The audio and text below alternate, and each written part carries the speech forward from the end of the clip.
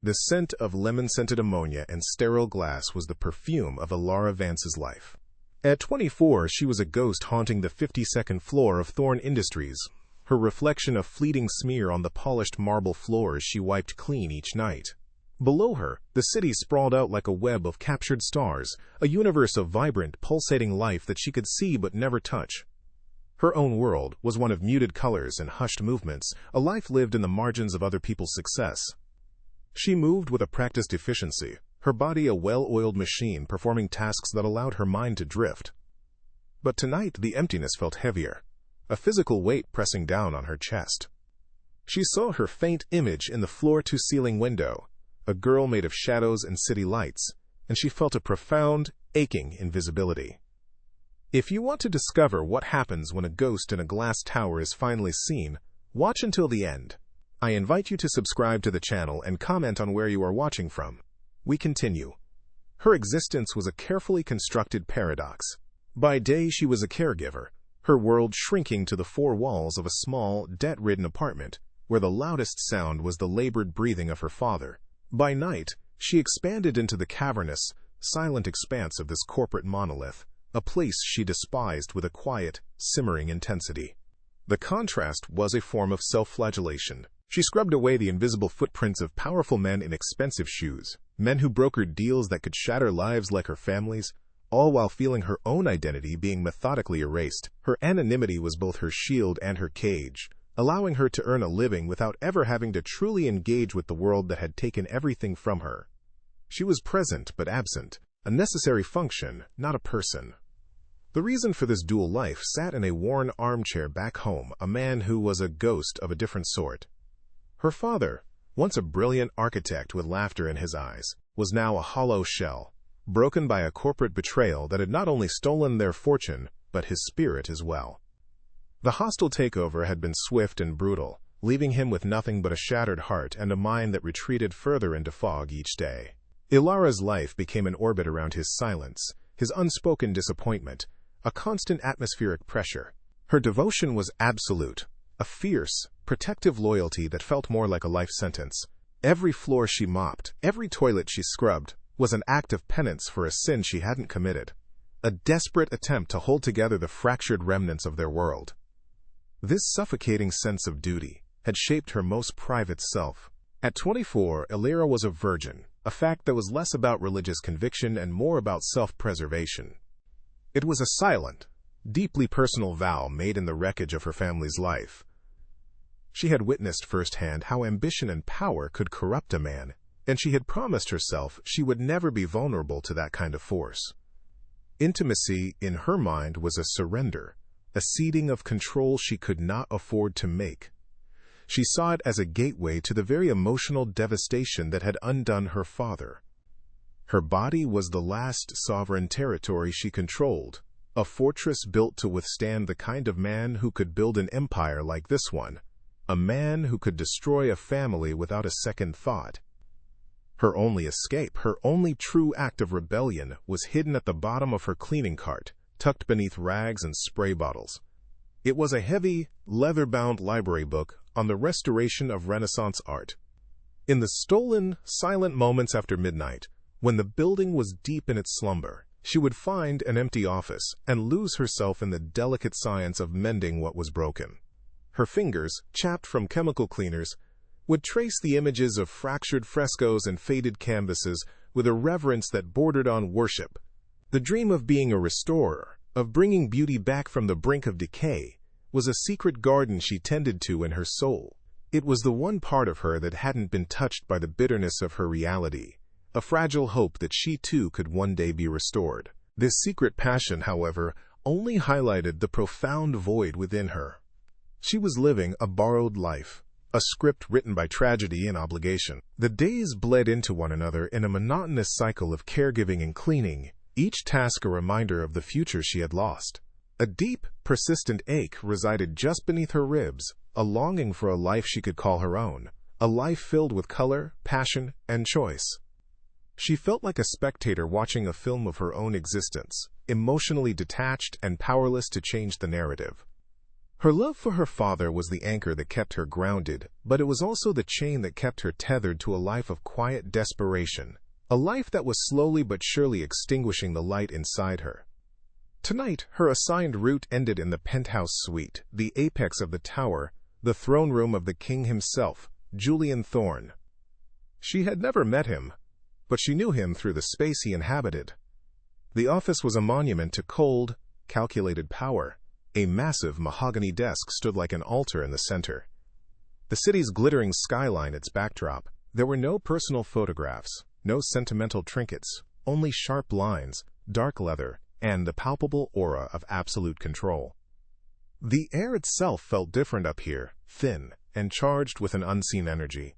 It was the epicenter of the world that had crushed her family, and as she pushed her cart across the threshold, she felt a tremor of something she couldn't name, a volatile mix of revulsion and a strange, terrifying curiosity. The journey from the 52nd floor to her ground-floor apartment was a daily, dizzying descent, not just in altitude but in spirit. Her building, nestled in a forgotten borough of the city, was a tired brick monolith, its hallways smelling perpetually of damp concrete and boiled cabbage. Her home was a cramped two-bedroom space where every object seemed to sigh with the weight of memory and disappointment. The worn floral sofa had craters from years of weary bodies, the television droned on with the synthetic cheer of game shows, and the air was thick with the scent of her father's medication. This was the other side of the glass tower's reflection, a world of faded colors and clipped wings, a place where dreams came not to flourish, but to be quietly laid to rest. It was her sanctuary and her prison, the four walls of her life's most profound obligations. Her mother, Maria, was the warden of this prison, a woman whose love was as fierce as it was suffocating. Maria navigated their diminished life with a grim, pragmatic determination, her days a flurry of coupon clipping, mending worn clothes and stewing pots of soup that were meant to nourish more than just the body. Her anxieties for Elara's future were a constant whispered litany. She saw Elara's quietness not as sensitivity, but as a dangerous vulnerability. Her daughter's virginity and lack of prospects were a social failing, a problem to be solved. Every evening, she would watch Elara prepare for her night shift with eyes that held a mixture of pity and disapproval, her unspoken questions hanging in the air. Why this life? When will you find a good man to take care of you? When will you be normal? The commute itself was a form of purgatory, a slow crawl on a crowded city bus that carried her from one world to the next. Pressed against the grimy window, Elara watched the city transform. The tired brick of her neighborhood gave way to trendy brownstones, then to the imposing steel and glass canyons of the financial district. She saw couples laughing as they walked into expensive restaurants, groups of friends spilling out of brightly lit bars, a river of life flowing around her.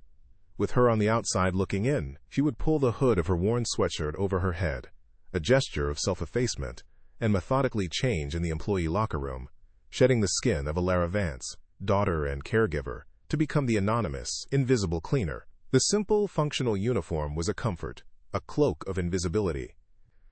Back in the apartment, her father's presence was a silent, gravitational force that pulled everything toward it. He spent his days in the same worn armchair, a faded plaid blanket over his knees, his gaze fixed on a point somewhere beyond the water-stained wall. The stroke that followed his financial ruin had stolen most of his words, but his eyes were devastatingly articulate. In them, Elara saw the ghost of the vibrant man he once was, and the crushing weight of his shame and failure. She would prepare his meals, administer his medication, and read to him from old newspapers, her voice a steady, soothing presence in the crushing silence. His unspoken disappointment was the heaviest burden she carried, a constant, internal pressure to atone for a world that had broken him, a world she entered every single night.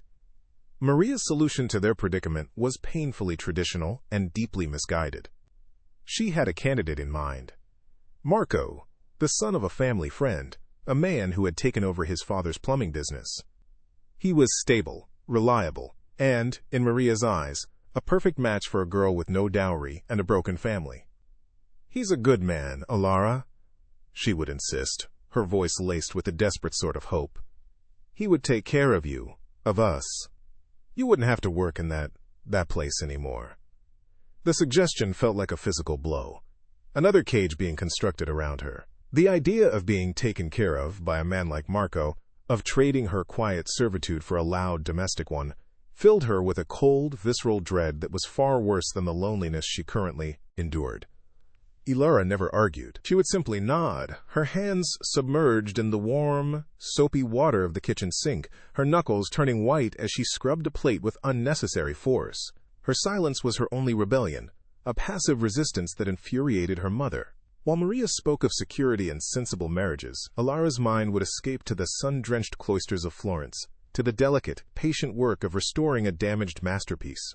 She imagined the feel of a fine-haired brush in her hand, the satisfaction of bringing a faded angel's wing back to vibrant life. This secret inner world was her only true possession, a place where her own desires were not a liability, but a source of beauty. It was a world that had no room for a practical husband or the smell of boiled cabbage. The neighborhood itself seemed to conspire in this feeling of entrapment. It was a place of low ceilings and limited horizons. The same tired faces passed her on the street each day, their expressions etched with a familiar resignation. The local bakery always had a slightly stale smell. The corner store's fresh vegetables were always a day past their prime. It was a community bound by shared struggle, but this bond offered Ilara no comfort. To her, it felt like a collective agreement to expect less from life. She saw her own potential future in the stooped shoulders of the older women, in the exhausted eyes of the young mothers pushing strollers along cracked sidewalks. Every brick of every building seemed to whisper that this was her place, that aspiring for anything more was a foolish and ultimately heartbreaking endeavor. The financial pressure was a constant, low-grade fever that never broke. The medical bills for her father's care were a mountain, and her meager paycheck was a tiny shovel. Every week she would sit at the small kitchen table under the flickering fluorescent light, a stack of envelopes and a calculator before her. It was a brutal arithmetic of survival. The cost of his medication versus the electric bill. A new pair of comfortable shoes for her long nights of walking versus a small treat for him. She was always subtracting, always falling short. This grinding poverty was the most effective chain of all, tethering her to the cleaning job she loathed and silencing any protest she might have made against her mother's suffocating plans. Freedom was a luxury she simply could not afford to even dream about. She sometimes saw her old high school friend Sarah from the bus window pushing her daughter on a swing in the local park. Sarah had married her high school sweetheart, had 2 children, and lived 3 blocks away from her own mother. She had followed the script perfectly. From a distance, her life looked like a watercolor painting of simple domestic contentment. But as the bus pulled away, Ilara would always feel a profound and unsettling pity, not for Sarah, but for the life she represented. It was a life of known quantities and predictable days, a different kind of invisibility. Sarah had vanished into the roles of wife and mother, just as Ilara had vanished into the roles of caregiver and cleaner. She realized, with a sinking heart, that there seemed to be no path for a woman like her that didn't end in erasure. As dusk settled, casting long, mournful shadows across their small apartment, the oppressive weight of her life would become almost unbearable. The day's obligations were done, and the nights were about to begin. The silence in the apartment would deepen, broken only by the hum of the old refrigerator and the shallow rhythm of her father's breathing from the other room. In these moments, standing before the dark window waiting to leave, she felt utterly and completely trapped. Her reflection was a pale, ghostly image, superimposed over the dreary street outside. She was a daughter, a caregiver, a cleaner, a debtor, a collection of roles, but not a person. The glass tower, as much as she hated it, was at least a reprieve from this, a vast, empty space where she could be alone with the only thing that was truly hers, the desperate, secret hope for restoration. He was a creature of silence and control, and the late hours were his kingdom. Julian Thorne did not work late because he had to. He worked late because the echoing quiet of the 70th floor was the only place his mind found a semblance of peace. The city lights were a silent, subservient audience to his thoughts, which moved like sharks through the dark waters of balance sheets and acquisition strategies. Tonight, however, peace was elusive. A familiar restlessness coiled in his gut, the same disquiet that had fueled his brutal climb from nothingness to this throne of glass and steel. He stood before the panoramic window, his reflection a sharp, tailored silhouette against the sprawling metropolis. A man who owned everything he could see but felt a profound, gnawing ownership of nothing at all, least of all himself. The city below was not a tapestry of lives to him, but a complex circuit board of assets, liabilities, and opportunities. He saw patterns, not people, algorithms of human behavior, not heartbeats. This detachment was his greatest weapon, the very tool he had used to earn the moniker, the architect of ruin. He could dismantle a competitor's legacy without a flicker of emotion, because he believed emotion was a fatal flaw, a vulnerability he had seen exploit and destroy the only person he had ever allowed himself to trust. His past was a locked vault, and its contents had taught him that connection was a currency he could not afford to spend. So he built walls, not bridges, and his penthouse office was the final unbreachable fortress of his self-imposed isolation. It was a sound so faint it was almost imperceptible, a soft, scraping noise from the direction of his private library. It was a violation, an anomaly in the sterile perfection of his sanctuary. His irritation was instant and cold, a razor-sharp edge to the quiet hum of the building's climate control. He expected a careless member of the cleaning crew, someone who would be dismissed before sunrise. He moved from the window without a sound, his expensive leather shoes making no impression on the plush, dark carpet. He was a predator in his own habitat, stalking the source of the disturbance with a focused, chilling intensity. The sanctity of his solitude had been breached, and the trespasser would be dealt with swiftly and without a second thought. For Ilara, the desk was not just a piece of furniture. It was a historical artifact. Julian Thorne's private collection was rumored to be legendary, but she had never imagined this. Tucked away on a lower shelf was a first edition of Vasari's * Lives of the Artists. Its leather binding cracked with age, its gilt spine faded but still hinting at its former glory. Forgetting her cart, her purpose, her invisibility, she had lifted the heavy volume with a reverence she usually reserved for her most secret dreams. Under the dim glow of the desk lamp, she ran a single, trembling finger over the embossed title, her touch as light as a prayer. In that moment, she was not a cleaner. She was a scholar, a pilgrim who had stumbled upon a holy relic in the very heart of the profane. He found her like that, hunched over the massive mahogany desk, utterly absorbed. The scene was so incongruous it stopped him cold in the doorway. He had expected clumsiness, carelessness, perhaps even petty theft. He did not expect to see a woman in a drab gray uniform handling one of his most prized possessions with the delicate, focused awe of a museum curator. Her head was bowed, a curtain of dark hair obscuring her face, but he could see the gentle, almost loving way her finger traced the ancient lettering. He saw the book, he saw her, and for the first time in a decade, Julian Thorne was confronted with something that did not fit into any of his carefully constructed categories. He felt an unwelcome flicker of something other than anger, a sharp, piercing curiosity. "What do you think you're doing?" His voice was not loud, but it cut through the silence like a shard of falling ice. Ilara flinched as if struck, her body going rigid. The book suddenly felt like a block of lead in her hands. She snapped her head up, her eyes wide with a terror so profound it was almost paralyzing. The shadows in the doorway coalesced into a figure of impossible stature and presence. Julian Thorne. He was taller than she had imagined, broader in the shoulders. His face a mask of cold, unreadable anger. The air crackled, thick with her fear, and his silent, towering authority. Her world, which had for a moment expanded to encompass centuries of art, snapped back to the terrifying, suffocating confines of that single, damning instant. She looked up, and the legend took form. The photographs in business magazines did not capture the sheer intensity of his presence, the way his stillness seemed to command all the oxygen in the room. His eyes, the color of a stormy sea, were fixed on her, not with the casual disdain she expected, but with a focused, analytical scrutiny that felt far more violating.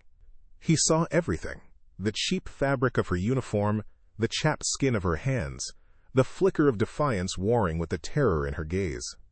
And she, in turn, saw past the perfect, expensive suit and the cold mask of power. For a fleeting second, she saw a profound weariness in those eyes, a deep-seated loneliness that resonated with her own, and that unexpected recognition terrified her more than his anger. Her apology was a choked whisper, a pathetic sound that died in the oppressive silence between them. I'm sorry, sir. I was just looking. I didn't mean any harm.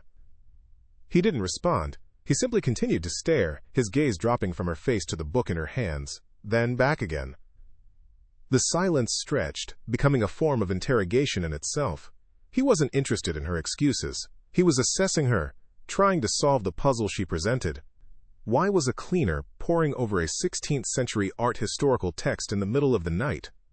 The question hung in the air, a silent accusation that she had no answer for. She was an error in his perfectly calculated world, a piece of data that didn't compute, and his frustration was a palpable force. He moved then, not with overt aggression, but with a slow, deliberate grace that was infinitely more intimidating. He closed the distance between them in 3 silent strides, stopping only when the front of his desk pressed into her back, trapping her. Her breath hitched. He was so close she could feel the heat radiating from his body and smell the faint, clean scent of expensive soap and sandalwood. He leaned forward, placing his hands on the desk on either side of her, caging her in. He lowered his head until his face was just inches from hers, forcing her to meet his intense gaze. "I'll ask you again," he said, his voice a low, dangerous murmur that vibrated through her bones. "What are you doing here?" She was pinned, not just by his body, but by the force of his will. Her heart hammered against her ribs, a frantic bird trapped in a cage. For a beat longer than necessary, he held her there, his stormy eyes searching hers for an answer she couldn't give. A strange, terrifying current passed between them, a spark of awareness that had nothing to do with employer and employee, with rich and poor. It was something more elemental, a raw recognition of the hidden depths in each other. Then, as abruptly as he had moved, he straightened up, breaking the spell. A flicker of something unreadable crossed his face before the mask of cold indifference slammed back into place. "Get out!" he commanded, his voice flat and dismissive. Lara scrambled away, her entire body trembling, the encounter seared into her like a brand. She fled the penthouse as if the hounds of hell were at her heels, her cleaning cart rattling a frantic, percussive rhythm against the polished marble floors.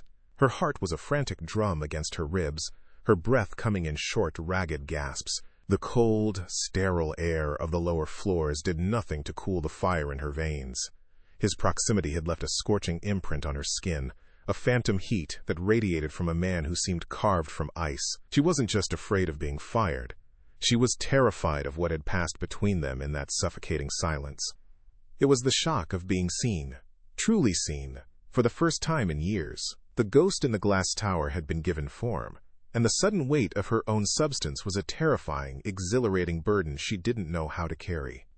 The hours leading up to her next shift were a form of slow torture. Ilara moved through her daytime duties in a fog, her hands performing the familiar tasks of caring for her father, while her mind replayed the encounter in a dizzying, unending loop.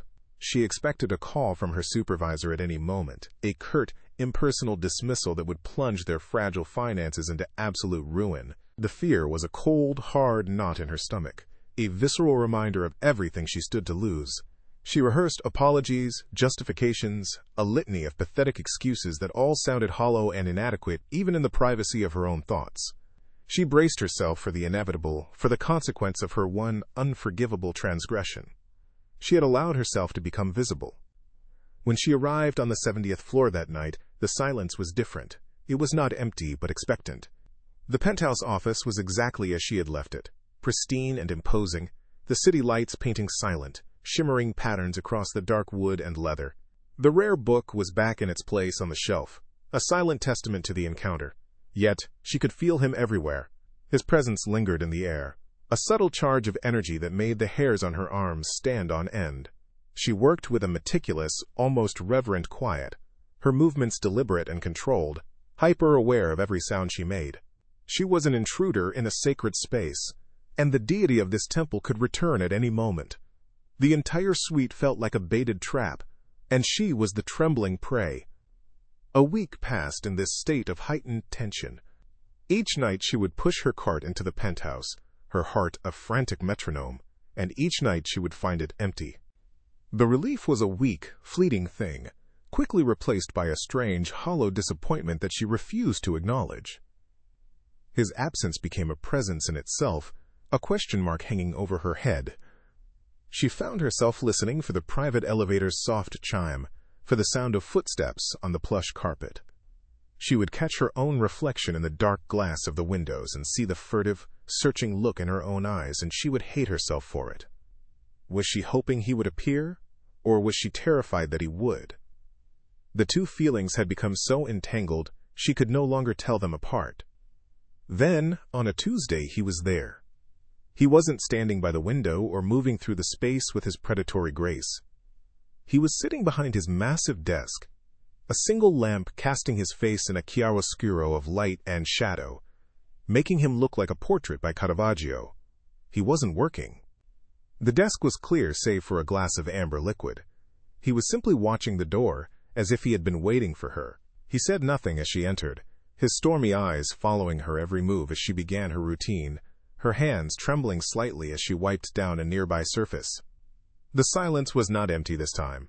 It was a physical entity, a heavy blanket of unspoken thoughts and unresolved tension that pressed down on them both, making it difficult to breathe. He let the silence stretch for a full 10 minutes, an exercise in control that she understood with every fiber of her being. She was acutely aware of his gaze on her back, a tangible pressure. Finally, his voice, low and smooth, cut through the quiet. "The sculpture in the corner," he said, his tone conversational, yet carrying an unmistakable undercurrent of command. "The bronze. Tell me about it." It wasn't a question about her cleaning, or a reprimand for the other night. It was a test, a deliberate, calculated probe into the secret world she had inadvertently revealed to him. He was asking her to take off her uniform, metaphorically, and show him the woman she had been hiding beneath it. Her throat went dry, the simple request feeling more intimate than any touch. She hesitated, her rag frozen mid-swipe. Her first instinct was to feign ignorance, to retreat back into the safety of her invisibility. But something in his patient, unwavering gaze held her captive. She turned to look at the sculpture, a dynamic, abstract piece of swirling metal. "It's a Boccioni," she said, her voice barely a whisper, but clear and steady. "Futurist. An attempt to sculpt not just the form, but the sensation of its movement through space." She stopped, horrified at her own audacity. But he didn't mock her or dismiss her. He simply nodded slowly, a flicker of something. Respect? Surprise? In his eyes. "Go on," he murmured, and the two words were a key turning in a lock she hadn't known was there. That night marked the beginning of a strange, clandestine ritual. He was there most nights she was assigned to the penthouse, and the conversations became a fragile bridge across the vast chasm of their worlds. They never spoke of personal matters. They spoke of the provenance of the paintings on his walls, of the architectural integrity of the building itself, of the subtle chemistry involved in restoring a damaged fresco. He would ask a question, and she would answer, her initial timidity giving way to a quiet passion that transformed her face, softening the weary lines around her eyes. For those stolen hours, she was not a cleaner, and he was not her billionaire employer. They were two minds meeting in the stillness of the night, finding a strange, intellectual solace in each other's company. A treacherous warmth began to bloom in her chest during these stolen moments, a feeling so foreign and dangerous it felt like a sickness. She began to look forward to seeing him, to the challenge in his eyes, and the rare, almost imperceptible softening of his mouth when she said something that truly interested him. This budding desire terrified her. Julian Thorne was the embodiment of everything she had built her life in opposition to. A ruthless capitalist, a man of immense power, and, she had to assume, casual cruelty. Each pleasant exchange felt like a betrayal of her father, a desecration of his memory. The guilt was a sharp, physical pain, a constant reminder that she was fraternizing with the enemy, and worse, she was beginning to enjoy it. Through their carefully curated conversations, she began to see the man behind the myth. She saw the profound loneliness in the way he inhabited his vast, empty office, a king in a gilded cage. She noticed the deep-seated weariness in his eyes that no amount of success could erase. He listened to her with an intensity that was unnerving and deeply seductive. It felt as though he were absorbing every word, seeing directly into the part of her she kept hidden from the world. She sensed a deep wound in him, a brokenness that mirrored her own, and this shared damage was a far more powerful and dangerous bond than any shared interest in art. She was starting to see him not as a monster, but as a man, and that was a peril she was not equipped to handle. The proposition, when it came, was delivered with the same dispassionate precision he might use to acquire a new company. He stopped her one night as she was preparing to leave, his tall frame blocking her exit. "Your knowledge is wasted on this," he said, gesturing vaguely to her cleaning cart. "I have a private collection, books, manuscripts, some minor works of art, that have been improperly archived for years. The position requires discretion, intelligence, and a meticulous attention to detail. I want you to do it." He named a salary that made her head spin, a number that was not just a wage but a solution. It was freedom. It was proper medical care for her father. It was an escape, handed to her by the very architect of her prison. Her response was instantaneous, a visceral rejection born of years of carefully nurtured resentment and self-preservation. "No," she said, the word tasting like ash in her mouth.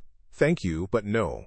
To accept would be to willingly walk into his world, to take his money, to become one of his possessions. It would be the ultimate act of surrender, a betrayal so profound she couldn't even contemplate it. It meant sacrificing the last shred of her integrity, the moral high ground that had been her only comfort in a life of servitude. She was the ghost in his tower, a silent witness, and she would not, could not, become a willing resident of the place that represented her family's destruction. She had to refuse. It was the only choice she had. Julian did not look angry or surprised at her refusal. Instead, a flicker of something akin to amusement crossed his features, his eyes gleaming with a new level of interest. No one said no to him. The fact that she had, and with such quiet conviction, seemed to intrigue him more than her knowledge of art ever had. He didn't argue or try to persuade her. He simply gave a slight, almost imperceptible nod. "The offer stands," he said, his voice a low murmur that seemed to vibrate in the air between them. "Think about it." He stepped aside, granting her passage. His calm confidence was more unsettling than any argument. He had planted a seed of possibility, and he seemed utterly certain that the harsh realities of her life would provide the water and soil for it to grow. Reality delivered its counter-argument in a crisp white envelope a few days later. It was a new bill from the long-term care facility, detailing a necessary change in her father's medication, the cost of which was astronomical and utterly outside their means. Maria broke down at the kitchen table, her pragmatic strength finally crumbling into raw, helpless sobs. The sound shattered what was left of Alara's resolve. She looked at the peeling paint on the walls, at her mother's worn, desperate face, and thought of Marco the plumber, and a life of suffocating, small-town security. The choice was no longer about abstract principles or moral integrity. It was about survival. It was about her father's life. Julian Thorne's offer was no longer a temptation. It was a lifeline, and she was drowning. The weight of the decision pressed down on her, a physical force that made it hard to breathe. That night she stood by her father's bedside, watching the shallow, rhythmic rise and fall of his chest. His face, slack in sleep, looked so fragile, so vulnerable. Was it a betrayal to accept money from the kind of man who had broken him in order to save him? Or was it the ultimate act of daughterly devotion, a sacrifice of her own soul for his well-being? The lines she had drawn so clearly in her mind, between right and wrong, between pride and necessity, between hate and something else, were all blurring into an indecipherable gray. Her vow of invulnerability felt like a child's promise, naive and useless against the brutal complexities of the adult world. She went to the penthouse the next night with the intention of accepting. He was there, standing by the window, looking out at the city he owned. She walked toward his desk, her heart hammering, her palms slick with sweat. "Mr. Thorne," she began, her voice unsteady. He turned to face her. As she tried to form the words, to explain her change of heart, she made a small, nervous gesture with her hand, and in that moment, her fingers brushed against the back of his hand resting on the desk. The contact was a bolt of lightning, a searing, electric shock that shot up her arm and straight to her core. The air crackled. All her carefully constructed arguments, all her guilt and rationalizations. evaporated in that single devastating spark of pure, undeniable physical awareness. She snatched her hand back as if she'd been burned, her cheeks flushing with a heat that had nothing to do with shame, her breath caught in her throat. He hadn't moved, but his eyes had darkened, his gaze fixed on her with an intensity that stripped her bare. The space between them was suddenly charged with a new, terrifying energy, a raw and unspoken desire that overshadowed everything else. The job, the money, her father. It was all still there, but it was now secondary to this overwhelming magnetic pull. When she finally found her voice, the word yes was not spoken. It was exhaled, a whisper of defeat and longing. In his eyes, she saw not the triumph of an employer, but the silent acknowledgement of a man who knew they had both just stepped over a precipice, into a territory from which there was no return. The transgression began with a phone call. Ilara was supposed to be at her mother's meticulously planned Friday night dinner, a veritable ambush where Marco the plumber would be presented not as a guest but as a solution. It was an evening freighted with obligation, smelling of roasted chicken and quiet desperation. But then Julian had called, his voice on the phone stripped of its usual command, containing instead a raw, unfamiliar hesitation. "There's something I need to show you," he'd said, "something I've never shown anyone." The choice was a physical weight in her chest, the suffocating duty of her past versus the terrifying, magnetic pull of her future. With trembling fingers, Ilara turned her phone off, silencing the inevitable storm of her mother's frantic calls. She left the scent of boiled cabbage and familial expectation behind, stepping out into the cool night air and into a taxi, a willing traitor heading toward the enemy's gates. The ride through the city was a surreal journey through a river of fractured light. Each streetlight and neon sign seemed to pull her further away from the person she was supposed to be, transforming her into someone new, someone who made choices for herself. The elevator's ascent was silent and swift, a symbolic climb out of the shadows of her life and into the stratosphere of his. Tonight, she was not the cleaner, not the archivist. She was a woman answering a summons that felt more like a plea. Her simple cotton dress, bought for church and family gatherings, suddenly felt both inadequate and incredibly bold. Her heart hammered against her ribs, a frantic rhythm of fear and exhilaration. She was breaking every rule she had ever set for herself, betraying her father's memory and her mother's hopes, all for a man who was a beautiful, dangerous question mark. He was waiting for her when the elevator doors whispered open, not in his office but right there, as if he couldn't wait. He wasn't the corporate titan she knew.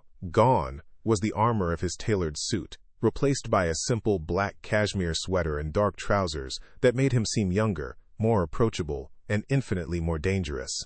His stormy eyes were fixed on her, his expression a mask of controlled intensity. "Thank you for coming," he said, the simple words landing with the weight of a confession. He didn't offer any other explanation. He simply turned and led her down a quiet, carpeted corridor she had never seen before, stopping before a heavy, featureless steel door. He placed his palm on a dark glass panel beside it.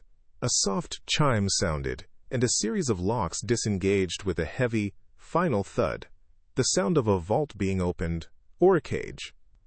The room was a sanctuary of cold, controlled air. It was not a library or an office, but a private, museum-grade vault, stark and silent. In the very center of the room, illuminated by a single, perfectly aimed light, stood an easel. On it rested a painting. It was a Renaissance-style portrait of a woman with a gentle, knowing smile, a work of profound and delicate beauty. But it was brutalized. A long, violent tear ripped diagonally across the canvas, severing the woman's face, obliterating one of her eyes and turning her serene smile into a grotesque grimace. The desecration was a physical shock. Ilara felt a sharp, empathetic pain in her own chest, the restorer in her crying out at the sight of such a wounded masterpiece. It was a beautiful thing that had been deliberately and viciously broken. Julian came to stand beside her, his gaze locked on the ruined portrait. "It was my mother's," he said, his voice a low, rough thing she barely recognized. She was an artist. This was her masterpiece, a self-portrait. It was the only beautiful thing we owned. He paused, and the silence in the vault was absolute. "When I was 16, my stepfather came home drunk. He was angry about something. He was always angry. He took a kitchen knife to it, to destroy the one thing she loved more than him. He destroyed her, too, not long after that. The confession was dropped into the sterile air between them, a shard of glass from his past, and in it Ilara saw everything. She saw the origin of his coldness, the reason for his fortress of control. He wasn't just showing her a damaged painting, he was showing her the wound that had never healed. In that moment, he ceased to be Julian Thorne, the architect of ruin. He was just a boy, standing in the wreckage of his life, a past that mirrored her own family's devastation and its emotional violence. All her fear, her resentment, her carefully constructed moral arguments against him, they all dissolved into a wave of pure, overwhelming empathy. She moved closer to the canvas, her professional instincts taking over, her passion a shield against the raw emotion in the room. Her fingers hovered over the jagged tear, feeling its phantom pain. "It can be restored," she whispered, her voice filled with a certainty that was as much a prayer as a diagnosis. "The canvas has memory. The tear can be mended. The paint can be matched. Her face, we can bring her face back." She was no longer just talking about the painting. He finally turned from the painting to look at her, and the raw, unguarded vulnerability in his eyes stripped the air from her lungs. The mask was gone, and what was left was a man drowning in a grief decades old. He saw her for what she was. Not an employee, but a restorer, a healer of broken things. He reached out, his touch hesitant, and traced the line of her jaw with the backs of his knuckles. The contact was electric, a whisper of warmth against her skin that ignited a fire deep within her. "Can you?" he asked, his voice thick with the weight of his unspoken question. Can things that are truly broken ever be made whole again? It was the question that defined both of their lives, and it hung in the air between them, a fragile, shimmering thread. That question was her complete undoing. It was the echo of her own soul's deepest longing. Looking into his eyes, she saw her own desperate hope for restoration, for a life mended and made beautiful again. The remaining space between them evaporated. She didn't know if she moved first or if he did, only that in the next instant, her hands were fisted in the soft wool of his sweater and his arms were wrapped around her, pulling her flush against his body with a desperate, crushing force. His mouth found hers not with tenderness, but with a raw, ravenous hunger. It was a kiss of shared desolation, a collision of two lonely souls who had recognized the same ancient wound in each other. It tasted of expensive whiskey and unspoken sorrow, and it felt like the most profound and terrifying truth she had ever known. This was the surrender she had spent her entire life guarding against, the vulnerability she had equated with destruction, yet it felt nothing like defeat. It felt like absolution. Every wall she had built, every vow of self-preservation she had made, turned to dust in the heat of his embrace. Her virginity, which she had wielded as a shield against men like him, suddenly felt like the most precious, vital thing she had to give. As his kiss gentled, moving from desperation to a slow, thorough exploration, she gave herself over to it completely. He was learning her, and she was letting him. This was not a loss of control, but an active, conscious choice, the first truly free choice she had ever made. She was no longer a victim of circumstance, but the author of this one, perfect, terrifying moment. He broke the kiss only to lift her into his arms, his movements fluid and certain. He carried her from the cold, sterile vault back into the adjoining library, a warm, womb-like space filled with the scent of aged paper, leather, and sandalwood. He laid her down on a deep, plush sofa, the city lights a distant, glittering witness through the floor-to-ceiling window.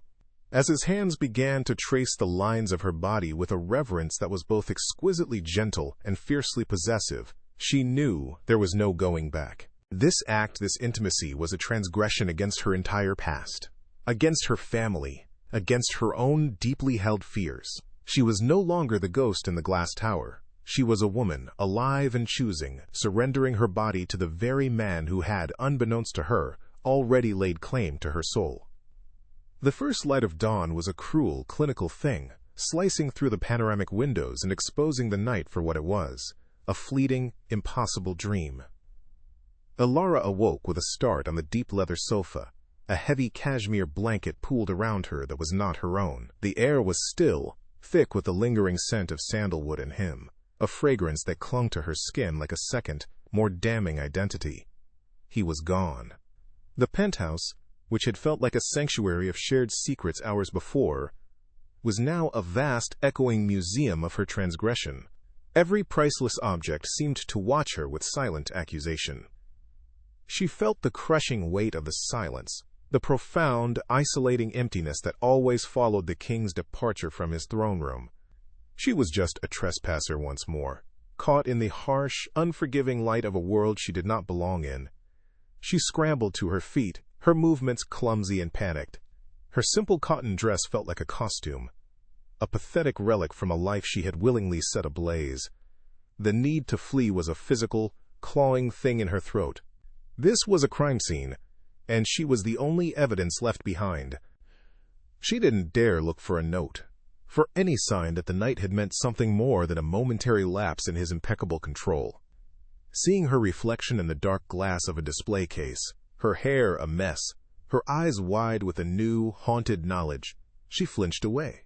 The swift, silent descent in the private elevator was a brutal return to earth, a plummet from the heavens of illicit desire back to the unforgiving ground of consequence. She stepped out into the crisp morning air of the financial district, a ghost once more, but this time she was haunted not by what she lacked, but by what she had so briefly, ruinously possessed. The storm that awaited her at home was quiet but devastating. Her mother, Maria, sat at the small kitchen table, her face a mask of sleepless fury and fear. The remnants of the dinner meant for Marco sat cold and congealed, a monument to Ilara's profound betrayal of their fragile hopes. Maria's words were not yelled, they were delivered like small, sharp stones. "Where were you, Ilara?" He waited. We waited. Ilara had no answer, her silence a confession that was more damning than any lie. Her mother's gaze swept over her, taking in the faint flush on her cheeks, the foreign scent of luxury clinging to her clothes, and a new depth in her daughter's eyes that spoke of experiences Maria had spent a lifetime trying to prevent. The unspoken accusation hung between them, thick and suffocating. "You have ruined yourself. And for what? For a man from a world that will only ever break you." In his own sterile fortress, Julian stood before the savaged portrait of his mother, the morning light illuminating the violent tear in the canvas. Ilara's scent, a faint trace of lavender and clean soap, was a ghost in the room, a tormenting reminder of the breach in his defenses. He had woken before dawn, had watched the gentle rise and fall of her chest as she slept on his sofa, and had been seized by a terror so absolute it had forced him from the room. He had revealed the source of his wound to her, and in doing so had given her a power over him that no one had ever possessed. He didn't know how to proceed. His entire life had been an exercise in control, in building walls. Now, with the foundation of his solitude cracked, his only instinct was to retreat, to rebuild the fortress stone by silent, cold stone, shutting her out before the damage became irreparable. The days that followed were a waking nightmare of guilt. Ilara moved through the familiar rituals of caring for her father in a haze of self-loathing. His silent, unknowing presence was a constant, searing judgment. She had betrayed him in the most intimate way possible, finding solace in the arms of a man who was the very architect of their family's ruin. The memory of Julian's hands on her skin, his mouth on hers, was a phantom limb, an ache that was both exquisitely sweet and agonizingly shameful. She scrubbed her skin raw in the shower, trying to wash away his scent, his touch, his memory, but it was useless. The intimacy that had felt like liberation in the dark now seemed, in the harsh light of her obligations, like a profound and unforgivable sin against the man she had sacrificed everything to protect. It was a stain on her soul. The final severance was a series of cold, impersonal acts. First, she called her supervisor at the cleaning company and quit, citing a vague family emergency that required her to be home. The relief was instant and sharp, like the lancing of a wound. Then, with a heart that felt like a lead weight in her chest, she called Julian's executive assistant and resigned from the archivist position. The assistant was professionally cool, asking no questions. The clean, corporate finality of it was a brutal contrast to the messy, emotional entanglement she was trying to escape. She had deliberately cut the financial lifeline he had offered, choosing poverty and integrity over a salvation that felt like damnation. It was a necessary amputation, a desperate attempt to reclaim the small sovereign territory of her own life, even if it meant starving within its borders. Yet, in the desolate landscape of her guilt and fear, a strange and resilient flower began to grow. The night with Julian, for all its catastrophic consequences, had fundamentally changed her. For the first time, she had acted not out of duty, obligation, or fear, but out of pure, unadulterated desire. She had made a choice. She had walked into the heart of the fire, and though she was burned, she had not been consumed. This knowledge, this undeniable proof of her own agency, was a revelation. A quiet strength began to settle in her bones, replacing some of the terror. She was no longer just a victim of her circumstances, a ghost drifting through a life others had defined for her. She was a woman who had tasted freedom, and the memory of it was a spark that refused to be extinguished by the suffocating weight of her reality. Julian's world snapped back to its rigid, controlled order, but the order was a lie. The silence in his penthouse was no longer peaceful. It was a hungry, echoing void that her absence had created. Her resignation, delivered with such cold, impersonal efficiency, was a rejection more profound than any emotional outburst. He threw himself into his work with a renewed, vicious focus, orchestrating a brutal corporate takeover that was the talk of the financial world. But the victory tasted like ash. At night, he would find himself standing before the Boccioni sculpture, the leather-bound Vasari, his hand hovering over the phone. These objects, once symbols of his power and taste, were now just painful artifacts of their shared conversations.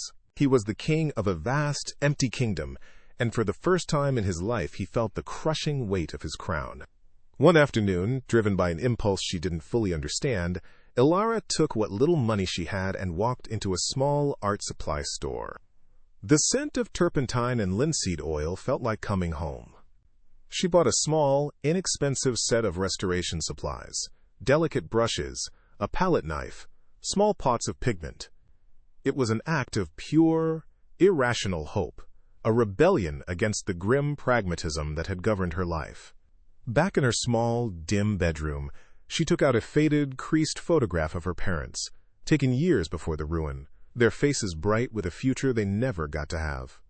With a surgeon's focus, she began the painstaking, microscopic work of mending the cracks and restoring the faded color, a quiet, desperate attempt to heal a small piece of her own broken history. They existed now in their separate solitudes, two islands of pain carved out by a single night of connection. He was imprisoned in his glass tower, haunted by the ghost who had become flesh and then vanished, leaving him more alone than ever before. She was back in the suffocating confines of her family's apartment, but she was not the same person who had left it. The encounter had shattered the foundations of both their lives, breaking them apart from each other and from the people they used to be. They suffered under the weight of what they believed was a ruinous, irreparable ending, each unaware that the true consequence of their transgression was not an end at all, but the painful, necessary, and solitary beginning of their own restoration. 6 months passed, a quiet season of deliberate, painstaking reconstruction. Ilara had not returned to the world of cleaning crews and sterile corporate hallways. Instead, she had turned her small, cramped bedroom into a makeshift studio, a sanctuary filled with the sharp, clean scents of turpentine and linseed oil. She had started small, taking in damaged photographs and chipped porcelain figurines from neighbors, her patient, steady hands mending these small, broken histories of other people's lives. It was not a living, not yet, but it was a life. For the first time, she was not erasing the traces of others, but restoring them. Each mended crack, each carefully matched pigment, was a quiet act of defiance, a testament to her belief that even the most fractured things held the memory of wholeness. She was poor, she was struggling, but the ghost had finally begun to inhabit her own skin. The disruption arrived on a Tuesday afternoon, not as a phone call or a shadow in the doorway, but in the form of a large, professionally sealed wooden crate delivered by 2 men in crisp, gallery-standard uniforms. They carried it into her small living room with a reverence that seemed absurd amidst the worn furniture and faded wallpaper. The delivery address was correct, but the sender's name, printed in stark, corporate font on the shipping manifest, Thorne Enterprises, Private Holdings, made her heart stop cold. Her mother watched from the kitchen, her expression a mixture of fear and suspicion. Ilara stood frozen before the crate, a monolith from a past she had tried so desperately to bury. Her hands trembled as she reached for the small crowbar the men had left, every instinct screaming at her to refuse it, to send it back. Yet an even deeper, more powerful curiosity compelled her to see what lay inside this Trojan horse. With a final, protesting screech of wood, the lid came free. The interior was packed with dense, custom-cut foam, and nestled within it, shrouded in a soft velvet cloth, was a large, rectangular object. Her breath caught in her throat as she carefully peeled back the covering. It was the painting, his mother's self-portrait. But it was not the brutalized, violated canvas she remembered. The violent tear that had ripped across the woman's face was gone. In its place was a seam so fine, so masterfully mended and retouched, that it was almost invisible. The serene, knowing smile was whole again, the gentle eye restored to its former luminescence. It was a miracle of restoration, a technical and artistic feat that spoke of countless hours and a small fortune. He had done it. He had taken her whispered words of hope from that night and transformed them into a tangible, breathtaking reality. Tucked into a specially designed pocket in the foam was a single, heavy, cream-colored envelope, bearing no name but her own, written in a stark, black, masculine script. Her fingers shook as she broke the seal. The letter inside was not long, written on the same heavy stock. It was not an apology, not an excuse, and not a plea for forgiveness. It was a confession. He told her everything, with a brutal, unflinching honesty that mirrored the violence he had once shown her on that canvas. He detailed the hostile takeover of her father's firm, admitting that, yes, he had been the architect of that ruin. He explained the blind, vengeful ambition of his youth, born from the trauma of his own past, a drive to destroy anything that seemed as fragile and hopeful as his mother's art. He offered no defense, only the raw, unvarnished truth of a broken man who had spent his life breaking others. She read the letter 3 times, the words blurring through her tears. Then she looked from the restored portrait of his mother to the small, faded photograph of her own parents she had just finished mending on her work table. The two images seemed to speak to each other across the small, cluttered room, a dialogue of pain, loss, and the incredible, resilient possibility of healing. She understood then that his gesture was not about buying her forgiveness or erasing the past. It was an acknowledgement. He was showing her that he had finally begun his own work of restoration, starting with the truth. The choice was never about him. It was about her. She could remain defined by the wound he had inflicted, or she could accept that scars, when tended with care, do not have to be the end of the story. They could be the start of a stronger one. Standing there, between the ghosts of 2 families, Ilara felt the last of her bitterness fall away, replaced by a quiet, profound sense of peace. The glass tower no longer held any power over her. It was just a building, a place of business run by a man who was, like her, simply trying to mend what was broken within himself. Her future was an unwritten page, its contents uncertain but, for the first time, entirely her own. She walked to the window and looked out. Not towards the distant, glittering skyline, but up, at the vast, open expanse of the afternoon sky, a canvas of limitless possibility. If this story of 2 broken souls finding a path toward healing has resonated with you, I invite you to subscribe to our channel, to like and share this story, and to comment with your own tales of restoration.